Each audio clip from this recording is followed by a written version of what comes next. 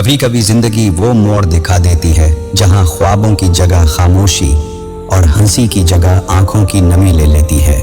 एक लड़की जो अपनी दुनिया में खुश थी, तालीम हासिल कर रही थी, ख्वाब देख रही थी, अचानक एक ऐसा फैसला उसकी जिंदगी बदल देता है जिसमें उसकी आवाज तक शामिल नहीं थी।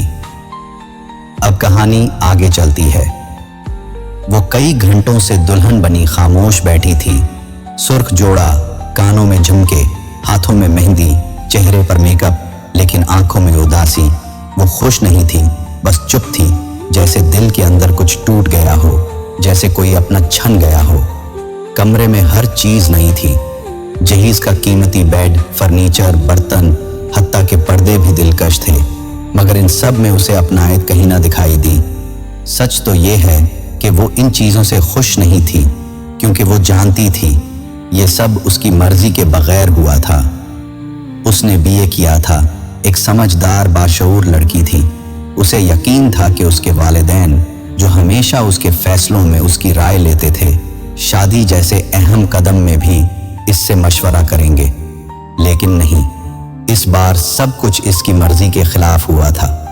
वो शहर की परवरिश याफ्ते थी, जहां ख्वाबों को भी इज्जत दी जाती है, और आज वो एक ऐसे गांव में ब्याही गई थी जहां का माहौल, लोगों की सोच और जिंदगी का तरीका सब कुछ उसके लिए अजनबी था। उसका शौहर, जिसे वो जानती तक न थी, न कभी देखा, न कभी बात हुई, सिर्फ इतना जानती थी कि वो मैट्रिक पास है और एक दूर का रिश्तेदार है। उसकी आंखों में नमी थी, मगर वो आंसू छुपा रही थी। वो जानती थी अब उसे इसी जिंदगी के साथ जीना है। वो अपने माँ बाप से शिकवा तो कर सकती थी, मगर जबान पर कुछ न था, बस दिल में एक खामोश फरियाद थी।